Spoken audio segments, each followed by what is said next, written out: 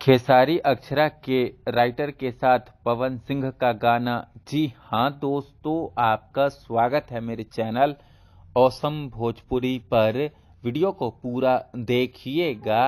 Video पसंद आए तो वीडियो को लाइक और चैनल को सब्सक्राइब कीजिएगा। दोस्तों, अजीत मंडल जो कि भोजपुरी के एक जाने माने राइटर है, दोस्तों मैं आप लोगों को बता दूं कि अजीत मंडल ने खेसारी जी के पानी पानी गाने को और अक्षरा सिंह का लौंग लाची बॉलीवुड गाने का भोजपुरी वर्जन लिखा था। दोस्तों, अजीत मंडल भोजपुरी इंडस्ट्री के लगभग सभी सिंगरों के लिए गाना लिखते हैं, पर उन्होंने पवन सिंह के लिए अभी तक कोई गाना लिखा है कि नहीं मुझे नहीं पता है। पर दोस्तों, आने वाले दिनों में आप लोगों को अजीत मंडल का लिखा हुआ गाना पवन सिंह की आवाज में सुनने और देखने को मिल जाएगा, जिसकी जानकारी अभी 3 दिन पहले अजीत मंडल ने इस फोटो को शेयर करके दिया है। उन्होंने इस फोटो को अपने सोशल मीडिया पर शेयर करने के साथ ही लिखा कि अब हुई धमाका जल्दी पावर स्टार पवन सिंह जी के साथ। खैर,